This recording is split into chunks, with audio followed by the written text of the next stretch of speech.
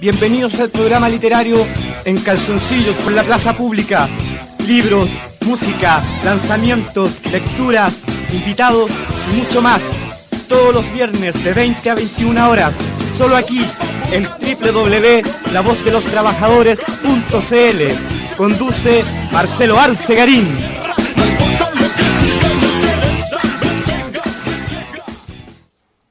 Muy buenas tardes, amigos. Estamos en nuestro tercer programa ya, del programa En Calzoncillos por la Plaza Pública. Queremos saludar a nuestro radiocontrol, Pedrito Toledo. Hola, Pedrito, ¿cómo está? Primero que todo, agradecer a todos los compañeros y compañeras que nos están escuchando en esta tarde. Tenemos un invitado muy interesante, de Valparaíso por adopción. Pero primero que todo queremos agradecer a la CGT, a la Central General de Trabajadores, por la Confederación General de Trabajadores, por el espacio que nos ha entregado, que nos sigue entregando. También queremos corroborar el sitio en donde nos pueden escuchar todos los días viernes de 20 a 21 horas, que es www.lavozdelostrabajadores.cl. Y para que tengan contacto con nuestro programa, tenemos Facebook, que es En Calzoncillos por la Plaza Pública, programa radial. Y nuestro mail es calzoncillosporlaplaza@gmail.com. Mándenos información, nosotros estaremos dando sus saludos. Para comenzar, antes de presentar al compañero poeta acá que está al frente mío, vamos a ir a una canción. Los quiero dejar con el ruiseñor de los cerros de Valparaíso, Jorge Farías, con el tema Según tu punto de vista. Ese ha sido el ruiseñor de los cerros de Valparaíso, Jorge Farías. Y qué buen tema, qué buen bolero, qué romántico. Tengo acá al frente mío a un poeta. Les voy a leer una breve reseña de él. Nace en Santiago de Chile en 1970. Es licenciado en literatura de la Universidad de Chile. Fue editor del sello La Calabaza del Diablo y de la revista homónima. Bajo el mismo sello, publicó en 1997 la novela Los bigotes de Mustafá, mención honrosa en el Premio Municipal de Santiago. En 2003, publicó el libro de poesía Criminal. Actualmente, es uno de los editores del colectivo lanzallamas.org. Los dejo con el poeta Jaime Pinos Fuentes. Bienvenido, Jaime, ¿cómo estás? Bien, Marcelo, gracias por la invitación, es un gusto estar acá. Bueno, gracias a ti. Tenemos harto por conversar. Esta es una conversación distendida, relajada. Bueno, yo decía al comienzo que tú eres porteño de adopción. Tú naciste acá en Santiago. Yo nací aquí en Santiago, no, el 70. El 70. Pero crecí en la quinta región. Yo toda mi infancia y mi adolescencia, digamos, hasta venirme a estudiar a la universidad, la pasé en los Andes, ¿no? Quinta región, cordillera. Correcto. Y bueno, después Santiago durante muchos años, y hace 4 años que vivo con mi familia en Valparaíso. 4 años. Igual harto ya. Harto. Mira, tratándose de una ciudad eterna, porque Valparaíso no fue fundado, no tiene una fecha de fundación, ¿no es cierto? 4 años no es nada. No, y como el otro día te comentaba, como citando al gitano, amarra como lambre. Sí, bueno, sí. Claro, bueno. Hablemos de tu infancia en esos cerros de los Andes. ¿Qué recuerdos tienes de haber sido precioso, mucha naturaleza? Sí, era bonito. Estamos hablando de los Andes en los años 70, cuando todavía no había un camino directo a Santiago, no había una cuesta de por medio, entonces era muy rural, muy campesino eso. Entonces tuve la posibilidad de niño de tener una experiencia con el campo y la montaña que yo creo que me marcó mucho.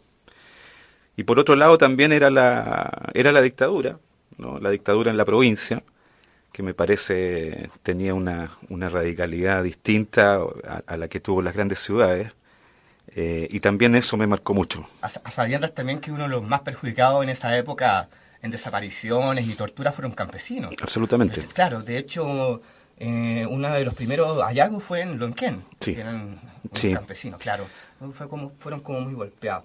Después, ¿a qué edad emigraste de Andes hacia Santiago? A los 16. ¿Onda así como la media, universidad? Sí, terminé cuarto medio y me fui a Santiago a estudiar Derecho a la Universidad de Chile. Derecho. ¿Y por qué egresaste de literatura, Jaime? Mira, es una larga historia. ¿La puedes resumir o Lo no? peor es confusa, pero a los 6 meses tenía claro que abogado no quería ser, así que después estudié sociología durante varios años en la Chile también, y finalmente literatura y lingüística, que es lo que saqué, ¿no? Fui un estudiante largo, pero también hice mucha política, fui dirigente estudiantil, fui presidente del Centro Alumno de Sociología de la Chile a principios de los 90 y después presidente del Centro Alumno de la Facultad de Ciencias Sociales. En un momento bien importante, diría yo, el momento de la postdictadura inmediata, ¿no? Después del plebiscito, y donde hubo un movimiento que yo creo que no ha sido suficientemente rescatado, un movimiento estudiantil que tuvo que recomponer las organizaciones más primarias de los estudiantes. Estábamos en pleno discurso de la apatía de la juventud, ¿no? Mucho resentimiento, estaba todo resentido aún. Y desde los medios se instaló este discurso de que la juventud de ese entonces no tenía posición política, no quería participar, ¿no? Todo este discurso del no estar ni ahí, que ahora parece un poco risible a la luz de los movimientos que han emergido en los últimos años. Pero en ese momento era muy fuerte ese discurso y éramos en realidad pocos, pero no tan pocos los que hicimos un esfuerzo por recomponer las organizaciones gremiales de los estudiantes y dar algunas luchas por la democratización de la universidad. Qué interesante. ¿Sabes que el otro día, en el primer programa, yo tuve de invitada a la poeta Verónica Jiménez? Uh-huh. Y ella también formó ese grupo. Ahí me contaba de que un grupo muy interesante de poetas que siguen ahora involucrados. Por ejemplo, me nombró Javier Bello, Alejandra del Río, que ellos estaban bajo el alero de Andrés Morales con códices. ¿Tú merodeabas ese grupo o tenías un grupito aparte? ¿Cómo era el ambiente ahí en la universidad de esa época? Fuimos contemporáneos con Verónica, me parece, en la Chile, y con otros amigos que después persistieron en este tema de la poesía. Y desde luego que el taller Códice de Andrés Morales fue un taller muy importante, porque logró aunar, nuclear a un grupo de poetas que después siguieron trabajando. Pero en mi caso y en el caso de otros amigos, otros compañeros que coincidimos ahí, hicimos un camino diferente. Nosotros no teníamos la intención de hacer una carrera literaria, más bien nuestro motor era un motor político y contracultural. Entonces lo que hicimos más bien es empezar a entrar menos a clase, empezar a juntarnos en el Casino de Artes Encina, ¿no? Sí, he estado por esos lados.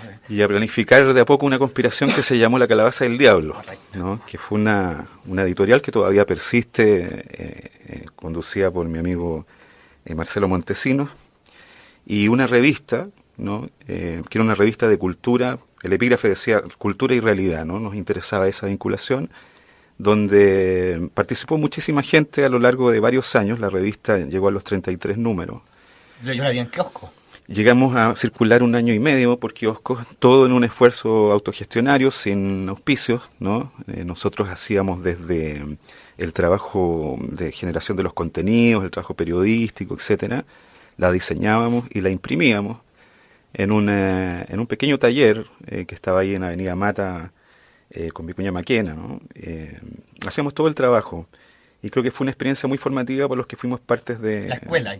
Fue una buena escuela, ¿no? Sí, fue una buena escuela. La escuela de Laszlo tú mismo también, porque en esos años tampoco tenía mucho sentido apelar al Estado o apelar a los fondos concursables. Todo eso estaba empezando también, pero nosotros siempre tuvimos este pálpito autogestionario, queríamos hacer las cosas. Ahora está de moda eso, pero antes era más costaba más. Estamos hablando, claro, mediados de los 90, pero fue una experiencia muy formativa y sobre todo orientamos la revista a ser un espacio de confluencia entre mucha gente, no solo escritores, sino también gente que venía de las artes visuales, fotógrafos, dibujantes, etcétera, ¿no? Interesante.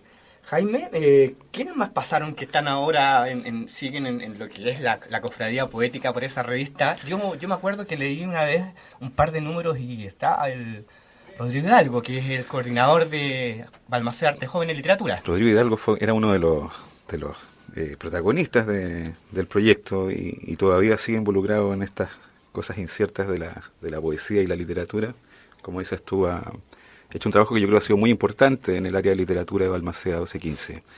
Pero hay mucha gente más. O sea, te podría mencionar a la pasada, por ejemplo, por decir una gente que no pertenece al ámbito de la literatura, Cristiano, Claro, ¿no? Que es dibujante. una referencia del cómic y la ilustración chilena, siempre fue Yo vi también fotografías de Álvaro Hoppe. por supuesto, de Claudio Pérez, fotógrafos jóvenes que empezaron ahí, Alexis Díaz. La idea de la revista Un era proyecto esa. muy revolucionario, ¿no? Para la época. ¿Cómo? Revolucionario, mirándolo desde ahora, Sí, para la época. Sí. hubieron otros proyectos también, yo creo que... Pero sí, o sea, hubieron algunas ideas, viejas ideas, ¿no? Que nosotros, a la escala de nuestra experiencia, repusimos. La idea de la independencia, ¿no? Que yo creo que Calabaza, cuando se inició, estamos hablando del año 97, fue uno de los primeros proyectos que empezó a poner sobre la mesa este discurso de la independencia, ¿no? Pero la independencia, había momentos de arte independiente en Chile y fuera de Chile durante toda la historia, digamos, del arte occidental, por lo menos. Nosotros lo que hicimos más bien es traer a la actualidad ese gesto, que era básicamente hacer lo que queríamos hacer sin ningún condicionamiento. Uh-huh. Para empezar, sin ningún condicionamiento en términos de dinero, ¿no? Como no queríamos ganar dinero, cuesta mucho eso, claro, no estaba la ambición. Podíamos publicar lo que nosotros queríamos. Y eso es lo que queríamos hacer. Éramos más jóvenes, por supuesto, pero creo que es un gesto que sigue siendo válido no solo en el ámbito cultural. Pero por supuesto, sí, sí. Oye, Jaime, y sigamos avanzando en tu currículum, en tu vida. Después, ya, saliste de la universidad. Menos mal que no soy tan viejo. Sí. No, está bien, o si no hubiésemos tenido que estar como 8 horas acá. Pues. A ver, Jaimito, ¿a dónde quedamos? Quedamos en la universidad. Sí. No, sí. Después viene el proyecto Calabaza, sí. perdón, y después... Después, ¿te fuiste para dónde? Después armamos otro proyecto, Calabaza duró varios años, como digo, la editorial todavía persiste y es una de las editoriales independientes más importantes, con un catálogo de decenas de títulos. Pero es una de las más antiguas también. Sí, absolutamente. Porque ahora hay harta. Sí, bueno, y genial eso. No, genial. Total, pero por eso te digo, una de las más antiguas es Calabaza. Sí. Después armamos con otros compañeros, algunos de los cuales participaron en este proyecto de Calabaza, un nuevo sello que se llamó Lanzallamas. Fue una página digital y también una editorial de libros. ¿Con Roberto Contreras? Con Roberto Contreras y dos diseñadores, Joaquín Contreras y Nicolás Sagredo. En los mismos términos, siempre asumiendo el trabajo cultural desde la autonomía y la autogestión, ¿no? Y son ideas que yo creo que están a lo largo de toda mi trayectoria y de la trayectoria de la gente con la cual he trabajado. Lanzallamas también tuvo un desarrollo, una historia muy, muy bonita, diría yo, y bueno, después ya creo que en esa parte de la historia desaparezco de Santiago y me voy a al puerto. Sí. Al puerto. Ahora tú estás encargado de la dirección de la Sebastiana, la Casa Neruda, sí. allá en el puerto. Sí. ¿Tú vas a la vieja escuela que me nombraste, te ha servido ahora? Ahí, sí, fundación? Claro. Porque cambia un poco el almanaque. A propósito. Parafraseando tu libro. Sí, yo estoy satisfecho del trabajo que he podido hacer en Valparaíso. Y es un trabajo que tiene que ver justamente con abrir ese lugar a la vitalidad cultural, primero del puerto, también del resto de Chile. Hay muchos poetas, muchos músicos que han estado en la Sebastiana, y de a poco hemos ido abriendo ese espacio a un público más amplio que se ha ido acercando en la medida que ve que hay una vitalidad ahí dando vuelta, ¿no? Entonces, ha sido un trabajo interesante hasta ahora. Muy bien. ¿Te parece que vamos a otra canción? Ok. Quiero contarle a nuestros compañeros y compañeras que nos están escuchando que toda la selección, todo el tracklist es petición de nuestro invitado, así que sin duda que hay una conexión muy fuerte con Valparaíso y con esto lo que quisimos hacer con todo el dolor que ha tenido esa gente por todo lo que ya todos nosotros sabemos que pasó. Así que vámonos con el gran Payo Grondona con su tema Il Bosco.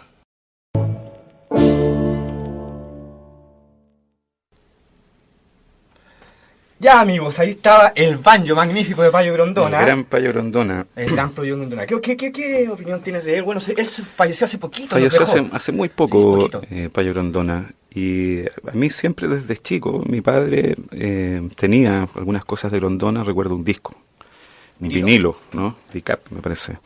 Y después los cassettes que él empezó a publicar cuando volvió del exilio. Y lo que me llamó siempre la atención de Grondona y me sigue llamando todavía es este aporte de sus textos, sus canciones como conectadas con la vida cotidiana, ¿no? en este caso el Bosco, que es el tema que escuchamos. Aquí nos trae a Santiago. Sí, pero es una escena, digamos, de una pareja, ¿no? Que no encuentra un lugar para... Donde hacer el amor. ¿no? Que son también problemas revolucionarios. Payo Grondona siempre postuló eso, que las pequeñas historias, los pequeños conflictos, las pequeñas historias de la vida cotidiana también eran parte de un imaginario revolucionario. Hay que contrastar eso con el discurso, digamos, que me parece bien también, pero digo, más épico, de que la Payún, Inti Illimani, la nueva canción chilena, todo eso... yo creo que Payo Grondona, tal vez Gitano Rodríguez, ¿no? Que fueron grandes amigos y compartieron la construcción de una escena cultural en Valparaíso. ¿Carreteaban en el Roland Bar?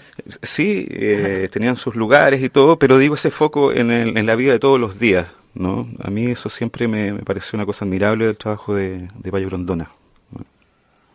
Muy interesante. Bueno, también eso tiene que ver también con el soundtrack, volviendo hacia atrás lo que estabas contando, de la música que escuchaba en aquella época. Harto cancionero, ¿o me equivoco? ¿O no tanto? ¿En qué época? ¿En mi época o en la época de Payo Grondona? ¿De qué año estamos hablando? ¿Tú cuando estabas en la universidad? Sí, noventas. Pero mira, yo recuerdo a propósito de los cancioneros y del papel de la música, una revista que me parece que también es una referencia, que es la revista La Bicicleta. Sí, correcto. Dirigida por Eduardo Jensen, ¿no? Que yo compraba en el kiosco de los Andes, que llevaba revistas de oposición, digamos. Ah, en kiosco. Era el kiosco, por el kiosco amigo, y él llevaba La Bicicleta. Y bueno, La Bicicleta, por supuesto, que era una revista juvenil contra Pinochet, pero además su núcleo era la música, su núcleo era el cancionero, ¿no? Todos coleccionábamos la revista por los cancioneros de Silvio, por los cancioneros de los músicos de la nueva canción chilena que todavía estaban exiliados, y creo que fue una muy buena manera de ir construyendo o reconstruyendo un tejido cultural juvenil. Entonces, claro que sí. Mira, la cultura chilena yo creo que pasa por la guitarra y la poesía. La mitad de los chilenos tocan guitarra y la otra mitad escriben poesía, aunque sea secretamente. Y algunos los mezclan. Sí, bueno, y a veces resulta bien incluso, ¿no? Pero digo, hay un sustrato cultural muy fuerte, un sustrato cultural que no tiene que ver con la alta cultura, con la cultura académica, sino tiene que ver con la cultura cotidiana, ¿no? Y creo que eso está ahí y que hay que conectarse con eso. Interesante, Jaime. Siguiendo con el tema de la bicicleta, porque yo también en esa época no la leí, o sea, no la podía comprar porque no estaba chico. No es que no haya nacido, sino que estaba chico nomás. Pues. Sí. Yo tengo 37 años, bueno. ¿Cachai? Pero me acuerdo que también hay una conexión con poesía, porque ahí hicieron un concurso. Sí, claro. Y ganó Rodrigo Lira. Bertoni. Sí. Y en el jurado estaba Lin. Sí, por supuesto. Así, había otro más, no me acuerdo, que más eran 3. Sí. ¿Te acordás, no? No, pero recuerdo sí que lo ganó Lira y que Lin estaba en el jurado. Ahí como que se conocieron y todo el rollo. Sí, la bicicleta fue eso, fue contracultura juvenil en dictadura, y además integraba a la revista temas que en ese momento eran nuevos o poco explorados desde la izquierda, la ecología, el feminismo, el rock and roll incluso, ¿no? Temas que hizo reflotar esa revista para una generación. En mi caso yo tenía 15, 16 años y la revista me marcó, ¿no? Me puso en la cabeza temas, digamos, que no tenía desde mi formación familiar, que obviamente vengo de una familia de izquierda, pero digo, eran nuevos temas, nuevas aperturas mentales también ¿Viste la revista encima, la tomaste y ¡oh! Sí, claro, fue increíble eso. Chico curioso. Claro. Oye, Jaime, hablemos de tu trabajo poético. Uh-huh. Tú publicaste primero una novela. Sí, publiqué una novela primero, que se llama Los bigotes de Mustafa. ¿Ya? Es una novela... ¿De qué habla más o menos? ¿Nos puede resumir? Sí. Mira, la trama de la novela está situada en el año del plebiscito, en el año 88. Yo escribí esa novela a los 25 años, 10 años después de eso. Y me parece que, bueno, es la historia de un grupo de gente joven, de chicos jóvenes que está viviendo lo que se vivió ese año. Año que yo también recuerdo mucho porque fue mi primer año en Santiago y llegué a un Santiago en una circunstancia política muy efervescente, muy intensa. Antes de los movimientos sociales de 2011 yo tenía memoria de haber visto gente en la calle, digamos, ciudadanos comunes y corrientes, solo para las movilizaciones por el no contra Pinochet. Y tengo algunas imágenes del centro de Santiago, porque la FECH convocaba todos los miércoles las entradas de la FECH, que eran marchas al centro, muy duras, porque todo el comercio cerraba y estaba todo lleno de carabineros, por supuesto. ¿De Paco? Claro, obviamente, ¿no? Pero digo, el gesto era, no sé, un junior que de pronto estaba con su maleta camino al trámite y se bajaba de la vereda a la marcha, marchaba contigo una cuadra y después, bueno, se subía a la vereda y seguía su trámite. Muchas formas de participación abierta, cotidiana, que también me parecieron potentes. Bien, bien pintoresco. Sí, pero formas, digamos, en que podía participar todo el mundo en la política, ¿no? La política que ya había desbordado a las organizaciones formales. Eso solo lo había visto en el 88, antes de los movimientos sociales después que se generaron después de 2011, ¿no? Entonces tengo un recuerdo bien intenso y un poco viene de eso la intención de escribir algo al respecto, desde una perspectiva bien distinta a la película, por ejemplo, ¿no? Que a mí me pareció bastante pobre. Esta película no.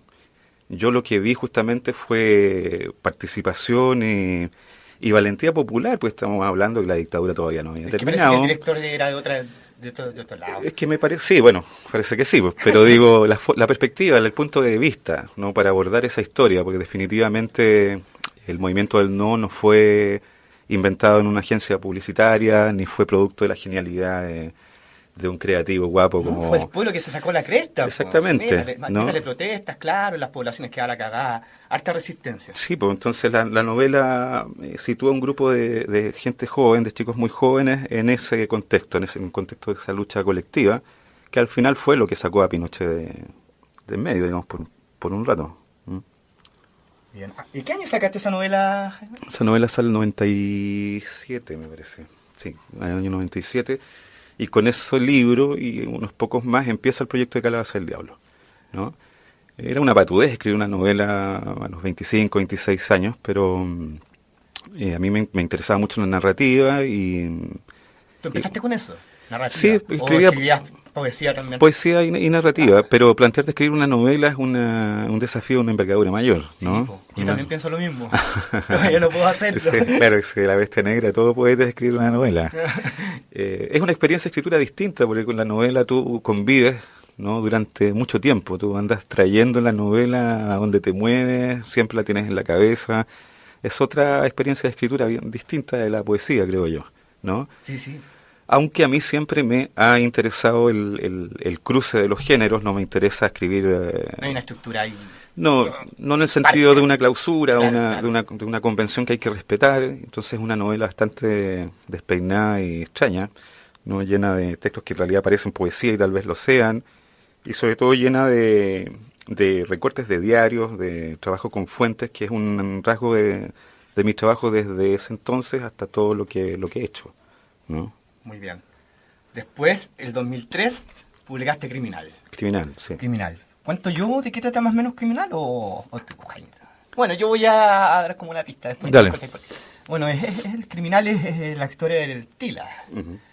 El psicópata... ¿Y el nombre? Roberto Martínez Vázquez. Correcto. Sí. ¿Por qué te animaste a escribir sobre este señor que yo lo comparo con Alexander Delarge de La Naranja Mecánica en su perso, más o menos así? Sí. Es grotesco. Mira, yo más bien hago un paralelo, ¿sabes con qué? Alguna gente me ha comentado, con el Chacal de Nahuel Toro. También, total. ¿No? En el sentido de situar este personaje en el contexto de una infancia carenciada, de una infancia sin ninguna oportunidad. Lo primero que me motivó a escribir el libro, yo venía siguiendo el caso, documentándome sobre lo que estaba sucediendo con el caso. No hay que olvidar que fue conmoción pública absoluta el asunto, hubo mucho miedo en ese sentido, ¿no? No con este personaje, este psicópata que andaba dando vueltas, suelto. Pero cuando Roberto Martínez Vázquez se suicida, me conmovió mucho eso y empecé ya a trabajar en vistas de articular un texto. Conmovió por el hecho que lo hay... ¿Cómo lo hizo? Porque él lo hizo con el cable de la máquina de escribir que le habían regalado porque le gustaba mucho la cultura, le gustaba el teatro, la poesía. Sí, él escribía poesía, también hacía trabajos plásticos. Y ¿Teatro? Parte de la historia es justamente el hecho de que él es un niño cename, ¿no? Su historia o sea, el fue Estado esa. Estaba... Él creció en los hogares, como le llaman, en realidad son cárceles para menores, no como todos sabemos. Esa fue su vida y durante toda su vida se le presentó como un ejemplo de rehabilitación, ¿no? Él ganó premios en la cárcel, fue reconocido por las autoridades carcelarias, hay registros de eso, Entonces el fracaso de esa imagen falsa, digamos, de una persona, un ser humano, que según el sistema había sido recuperado, había sido puesto en la buena senda, no sé cómo llamarlo. Ahí se repite mucho la imagen de Alexander Delach, cuando ¿sí? llegan la política y los políticos se ponen al lado y le sacan fotos. Tal cual, ¿no? Es que es una historia que se repite una y otra vez, ¿no? Hay muchos paralelos entre, me parece a mí... Con el Chacal también. Sí, con el Chacal de Nahuel Toro, total. Muchos paralelos, ¿no? Entonces cuando a este niño... se le había considerado un ejemplo de rehabilitación, de la posibilidad de salir de la pobreza y de la delincuencia. Sucede esta historia, ¿no? Que pone en evidencia cómo son las cosas en este país, ¿no? Si 8 de cada 10 presos son hijos de presos, ¿no? Es evidente que de la cárcel no se puede salir socialmente. Entonces me parecía una historia que metaforizaba eso por un lado, y por otro lado me interesó mucho también el tema de los medios, ¿no? Yo trabajé articulando el texto con las versiones de los medios.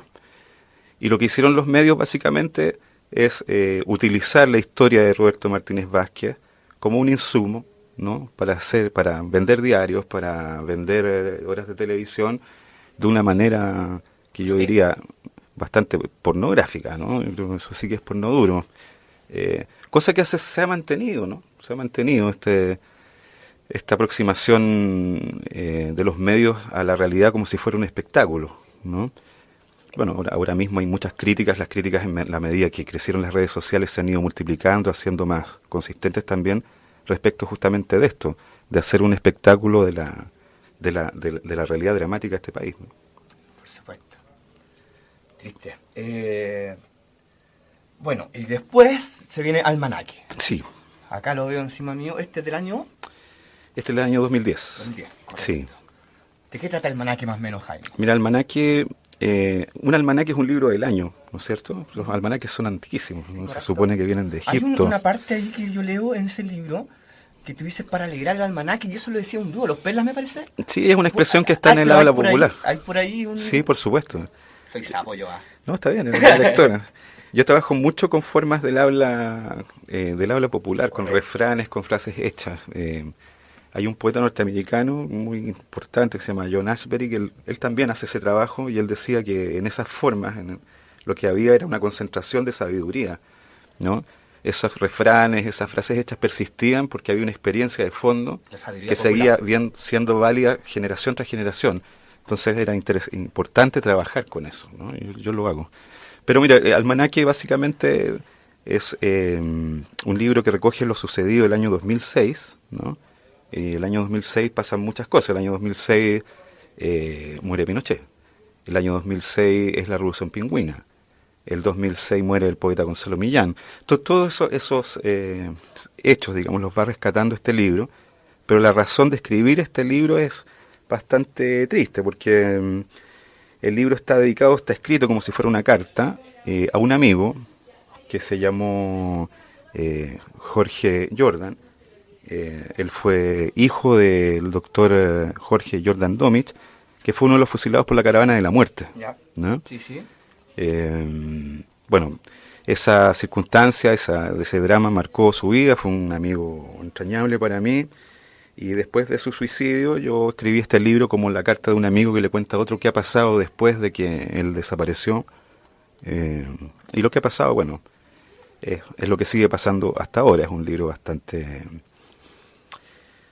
oscuro en algún sentido, pero lo que hago en todo caso siempre es tratar de hacerme cargo de la realidad de Chile desde mis posibilidades, desde mi mirada subjetiva y personal también, pero creo que la poesía, el trabajo de la poesía es, entre otros trabajos, alumbrar los sectores oscuros, tener la valentía de ir a los lugares de la violencia o de la oscuridad para tratar de hacer un poco de luz, ¿no? Tratar de comprender. Entonces este libro circula por esos territorios. Muy bien. Bueno, después de Almanaque, ¿ahí quedamos con la producción o hay algo en mente, Jaime, algún proyecto? Ahora va a salir en un mes más, claro, en un mes más, por Editorial Alquimia, nuestro amigo Guido Arroyo, que está haciendo un trabajo muy interesante editorialmente. También Alvira Hernández. Sí, por supuesto, ¿no? Va a salir un libro que se llama 80 días. este es un libro colectivo, ¿no? Es un libro sobre Santiago, es un documental sobre Santiago. Te viniste para acá. Es que es un libro escrito hace 10 años, Sí, sí, que me habías estuvo comentado. inédito hasta ahora. No es solo texto, sino que yo trabajé con un fotógrafo Ya. y también con un músico. Entonces, durante 80 días, lo que hicimos fue caminar por Santiago, hacer un sistema de recorridos, de caminatas, como si quien hace un levantamiento topográfico de la ciudad, y tanto los textos como las fotografías y la música igual vienen de esa experiencia, ¿no? Entonces, bueno, esto sale pronto y espero que pueda Aquí puedo circular. cruzar dedos para que salga luego. ¿Para cuándo dijiste? Yo creo un mes y medio más. Ya, pues ahí nos mandáis la Sí, por información y lo supuesto. damos acá. Les mando algún ejemplar de pronto si quieren, Sí, no sé. nosotros se lo regalamos al público. Ya, genial, po. Nos tienen que escribir a nuestro correo en calzoncillosporlaplaza@gmail.com. Ok, Sin concurso ni sorteo, nos escriben y nosotros después le decimos cuándo pueden venir a retirarlo. Genial. Ya lo hicimos. Verónica también nos trajo unos ejemplares, fue súper generosa él. ¿Te parece que vamos a la música? ok. Seguimos entonces con la petición de Jaime Pinos. Nos vamos con Congreso. Ellos nacieron allá. Por supuesto, le programé solo música porteña, ¿no? Después le comentamos, hablamos un poquito. Ese ha sido el grupo Congreso. Ya lleva una larga trayectoria ese grupo ya. Sí, Eh, sí. No sé cuánto llevan los congresos, como 40 sé, años. como 60, del 60. Sí, ¿Cuánto? ¿No sabe usted, Berito, ya? Sí. Sí sabe, pero... No, pero son como el año 60. sí. A mí bueno, me Es que gusta mucho. perdón, esas bandas empezaron así como tocando orquesta en baile, o los Jaivas empezaron igual, po. Sí, claro. Y ellos también, de hecho, se conocieron ahí como Sí, en sí. Poité y tocaban en matrimonio, esa onda. O sea, tanto los congresos como los jaivas son referencias de la fusión, ¿no es cierto? De la experiencia musical y estética también de la fusión.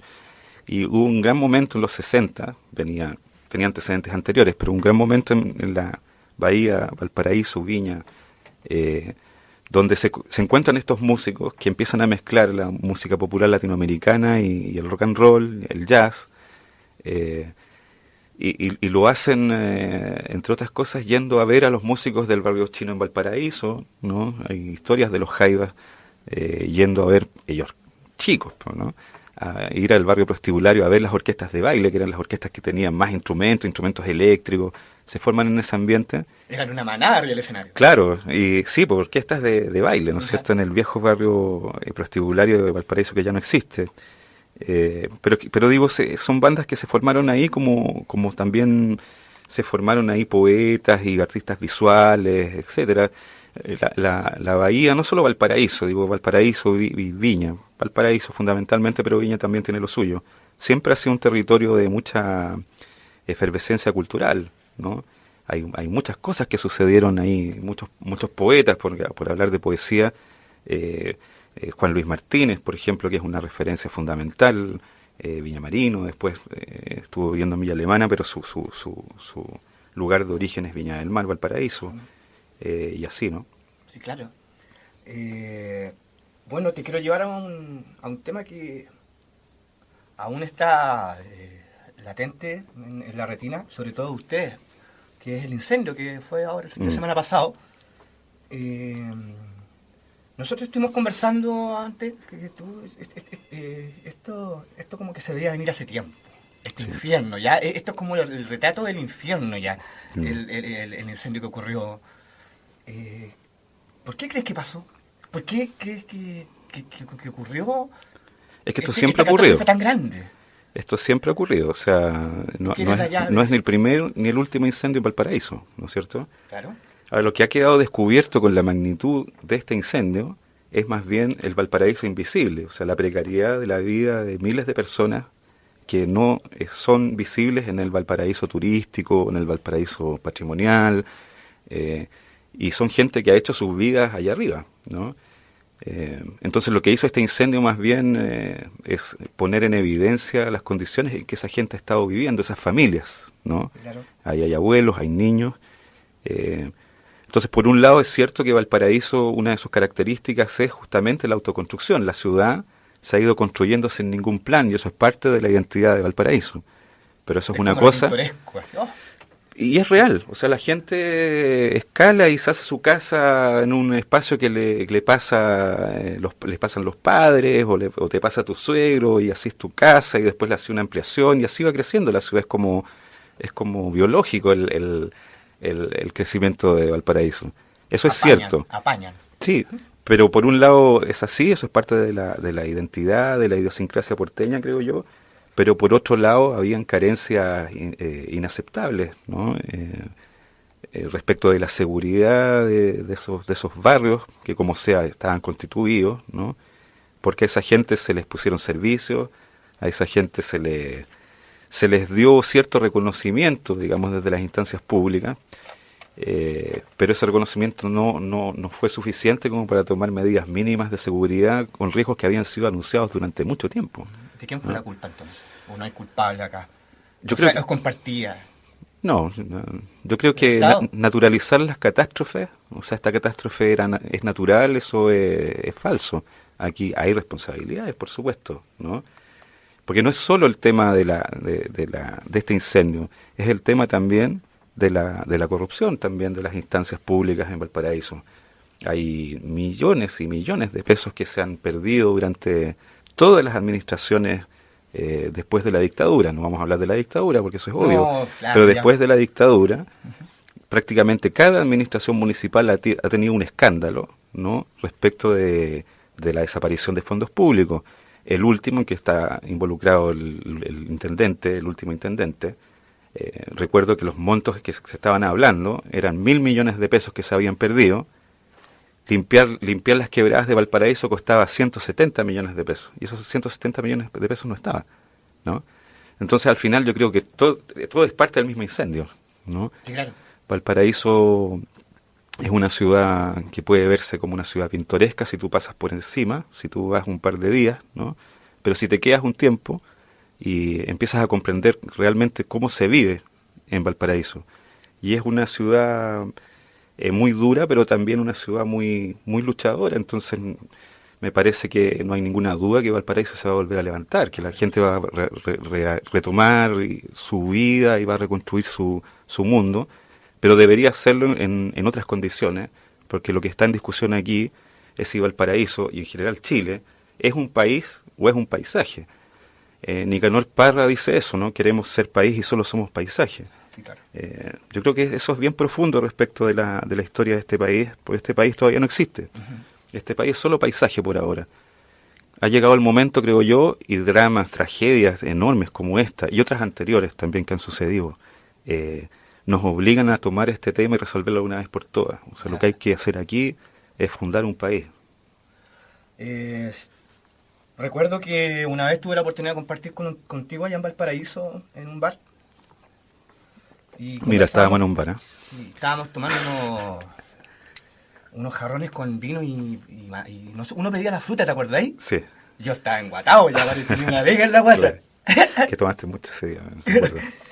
Y también hablábamos sobre un problema muy puntual y también interesante y de Valparaíso, que eran, hablando de la parte pintoresca, que son sus ascensores, que uno ve, oh, qué lindo. Sí. Pero en esa conversación nosotros hablábamos sobre la inoperabilidad, están inoperables, y claro, ahí está para el turista es lindo, sí, pero si tú estás 3-4 días, esa gente, los ancianos y los niños son los que más sufren porque son miles de escaleras. Sí, por supuesto. Entonces también yo creo que se arrastraba hace mucho tiempo, no solamente en esta catástrofe que fue el incendio, sino como ciudad estaba ya colapsada en cuanto a problemas. Hay un sector muy acotado de Valparaíso que es el sector donde la gente va a tomarse las fotos, ¿no? Es el Valparaíso de colores, el Valparaíso sin basura, sin perros. Pero eso es un cuadrante muy pequeño dentro de la ciudad. El resto de la ciudad en realidad se está cayendo a pedazos desde la dictadura, y eso es una realidad. Entonces, respecto al tema de los ascensores que tú me comentas, obviamente que hay ascensores que se han recuperado y los que están funcionando son los que tienen alguna posibilidad de autofinanciamiento porque están conectados con los circuitos turísticos. Claro. Pero los ascensores nunca fueron pensados en Valparaíso como un atractivo turístico. Los ascensores tienen que ver con la topografía de la ciudad. Entonces, que el resto de los ascensores, casi todos, estén parados, ¿no? implica un problema enorme para la gente que vive en algunos cerros donde no hay otra posibilidad para los enfermos o para los viejos de bajar al Y plano. los niños también. Entonces en realidad es un problema social y no turístico. Por eso, claro. Por eso al final, por donde tomes la situación de Valparaíso, uno llega a la conclusión de que este incendio empezó hace mucho tiempo, Claro. ¿no? Que en Valparaíso en realidad las cosas no marchan hace mucho tiempo. Y yo espero, creo que va a ser así, ¿no? Porque estas tragedias también son golpes de conciencia, ¿no? Espero que la gente de Valparaíso tome una actitud distinta también, ¿no? Habría que ver por quién se vota en las elecciones, habría que ver una serie de cosas, ¿no? Pero yo estoy seguro que va a ser así. Valparaíso, como dicen allá, Valparaíso es eterno, ¿no? Valparaíso no va a morir nunca. Y también es una metáfora para Chile. El impacto que ha tenido el incendio de Valparaíso fuera de Valparaíso ha sido enorme, porque Valparaíso representa, metaforiza algo. Metaforiza una ciudad distinta que tiene que ver con la poesía, con la libertad, con la fiesta también. Y eso es importante. Muy importante. ¿No? Entonces eso va a sobrevivir, eso va a sobrevivir de todas maneras. Bueno, así sea, pues, ojalá. Antes de entrar al programa nosotros estábamos conversando, quiero seguir con el tema, porque no con el dedo en la llaga como lo hacen los medios de comunicación que se han portado como el hoyo. Se supone que hay un gran impacto psicológico, Sí, que eso a largo plazo. sí. ¿Eso es un deber del Estado? Yo creo ¿Tratar de que... solucionarlo? ¿Psicólogos? Sí, por supuesto.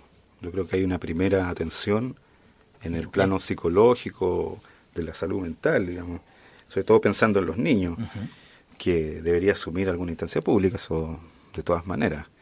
Pero digo, ni siquiera está muy claro qué se va a hacer ahí, cómo se va a reconstruir eso. Yo veía algunas informaciones en los medios, todo lo que no es farándula sobre el drama, ¿no? Que es que el 99% del tiempo.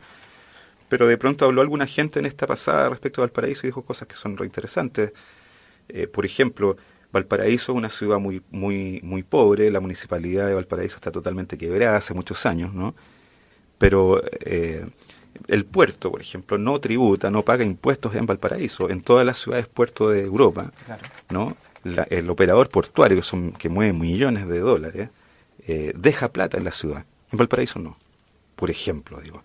Son cosas demasiado básicas, pero han estado así durante muchos años también, ¿no? Entonces hay muchas cosas que hay que revisar, ¿no? Lo que es seguro es que el tema del choro porteño tiene un lado que tiene que ver con la resistencia. Eso es propiamente de Valparaíso. Valparaíso nunca ha sido una ciudad fácil para vivir en ella, ¿no? Y yo creo que la confianza de la gente tiene que estar sobre todo en sí misma, ¿no? Lo que se está viendo ahora, la gente ha ido a colaborar, los propios vecinos afectados por esta tragedia, que están limpiando ellos sus propias casas, ¿no? Tomar la solución en las propias manos yo creo que es una buena dirección de búsqueda en vez de esperar peras del olmo. Ajá, claro, y ya se está dando. Sí, se está dando. yo creo que eso es muy importante. Precioso, precioso. Jaime, ¿te parece que leamos tus poemas? Uh-huh. ¿Nos puedes mostrar unos textos? Mira, eso. Yo leí ese poema en las redes sociales y hizo furor. Tú me dijiste que era más largo. Sí. Yo Por traje favor. algunos textos que son textos que estoy trabajando en el libro que estoy escribiendo ahora. Ya. Y hay un poema que yo escribí hace unos 2 o 3 años, a propósito de una ola de incendios forestales que hubo, ¿no? Que fue la ola de incendios forestales más grandes de la década. Y escribí este poema que obviamente cobró una actualidad muy terrible a propósito de lo que acaba de suceder, ¿no? El país se quema. Los peores incendios forestales de la década. Decenas de miles de hectáreas. Arden bosques milenarios bajo el cielo inmenso de la Patagonia. Arden grandes extensiones artificiales de pinos y eucaliptos en Biobío. Un cerco de fuego baja desde los cerros y amenaza las ciudades desde la costa central. Los incendios son intencionales. ¿Quién quemó? ¿Quién quema este país? El gobierno acusa a las comunidades mapuche de iniciar el fuego en Biobío, pero el fuego se inició hace mucho tiempo allí. El fuego cruzado entre las comunidades y el capital forestal. Las forestales arrasan los cultivos, talan las especies nativas, plantan en su lugar grandes extensiones artificiales de pinos y eucaliptos. El pino radiata crece allí casi el doble que en otras partes del mundo. Eso es mucha madera, eso es mucho dinero. El pino radiata exuda una resina que se inflama a los 35 grados. El fuego consume primero las copas de los árboles, avanza desde arriba hacia abajo, cae como una tormenta sobre las extensiones artificiales de árboles idénticos como postes de teléfono. El mudo corazón del bosque, devorado por las llamas, el estruendo de los árboles al caer bajo la tormenta de fuego. Los guardias de la empresa de seguridad que trabajaban como brigadistas para las empresas forestales provocaban la mayoría de los conflictos. En algunas oportunidades provocamos incendios forestales, bloqueábamos los caminos, llenábamos sacos con arena para luego lanzarlos a los canales cercanos a las comunidades para que el agua desbordara e inundara sus siembras. En las noches, cuando las comunidades mapuches realizaban sus guillatunes, brigadistas cortaban los rehues. El país se quema. ¿Quién quemó? ¿Quién quema este país? ¿Cuándo se inició el incendio? El fuego se inició hace mucho tiempo aquí, tal vez con la bandera chilena hecha una flama durante el bombardeo a La Moneda, tal vez con la quema de libros en las calles durante el estado de sitio, tal vez con Sebastián Acevedo como una antorcha en la plaza de Concepción, tal vez con Rojas de Negri como una antorcha frente a la patrulla militar que lo detuvo, tal vez con Eduardo Miño como una antorcha frente al Palacio de Gobierno. Los árboles y las personas se queman hace mucho tiempo en este país. Vivir en un país en llamas, en un país que se quema. Vivir a orillas de un largo y angosto río de fuego. Vivir en el corazón del bosque, aguantar el desplome, la tormenta. Bueno, muy bueno. Control, ¿cómo estamos de tiempo? ¿Bien? ¿Bien? ¿Cuánto queda más o menos? ¿Sigo? Ya, ok. Es que se me olvidó poner el reloj, por favor. Es que está bien, un invitado muy importante, entonces. Jaime, muy bueno. Sigue, pues, ¿puede seguir mostrando trabajo, por favor? Sí. Mira, hay otro texto que me gustaría compartir, que es a propósito del dinero, ¿no? Uh-huh. ¿Qué es el dinero? El dinero es todo, el virus, el veneno. Conseguir dinero, tragar dinero, gastar dinero, cagar dinero, deber dinero. Para eso se vive, eso es la vida. Una enfermedad infecciosa, una epidemia. El virus que penetra la célula huésped y crece dentro suyo hasta matarla. Dinero en las venas, dinero en el corazón. El dinero es todo, el sentido común, la lengua oficial. 500.000 tragamonedas en los barrios del país, almacenes, bazares, videoclubes, carnicerías, amas de casa, oficinistas, jubilados, que juegan su última moneda a las máquinas. La fortuna que gira, el dinero que gira, cerezas, pera, limón. La fortuna de los pobres que gira en los 500.000 tragamonedas, sandía, manzana, cerezas. La tala de los bosques, la destrucción de los glaciares, la represión al pueblo mapuche, todas las depredaciones, la violencia y el miedo en las grandes ciudades, el rostro de los trabajadores hacinados en los transportes públicos al regresar de la jornada laboral, su mirada, la sonrisa de los niños en los comerciales de los bancos y las tiendas, la sonrisa de los famosos en las campañas de beneficencia, la sonrisa del presidente de la República. Todo eso es dinero. Óscar Rojas, 44, sorprendido anoche robando comida en un supermercado de Lo Prado, ahorcándose en un descuido de los guardias antes de llegar la policía. Eso es todo. En el centro de la vida, el dinero contemplándose a sí mismo. El virus que mata a la célula huésped, limón, cerezas, cerezas. Wow. Jaime, muchas gracias. Estamos terminando, se nos pasó volando el tiempo. Está bien. ¿Quieres decir algo más? No, agradecer la invitación. Es un gusto estar en una radio de trabajadores. Soy la CGT, Confederación General de Trabajadores. Soy hijo y nieto de dirigentes sindicales, soy nieto de republicanos españoles cenetistas, ¿no? Entonces está en mi sangre eso, la conciencia de ser un hijo de trabajadores y ser un escritor que se reconoce en ese origen. Entonces les agradezco mucho la invitación. Gracias, Marcelo. Gracias, Jaime, por tu poesía combativa también. Y nos vamos con la última canción que programaste. ¿La puedes presentar tú? Sí, es un tema de un trovador muy importante de los 80, pero sigue en activo y haciendo música. A mí me gusta mucho el trabajo de Hugo Moraga. Esta canción es una canción a Valparaíso que se llama Canción de Marino. Aquí está. Muchas gracias. Chao. Chao.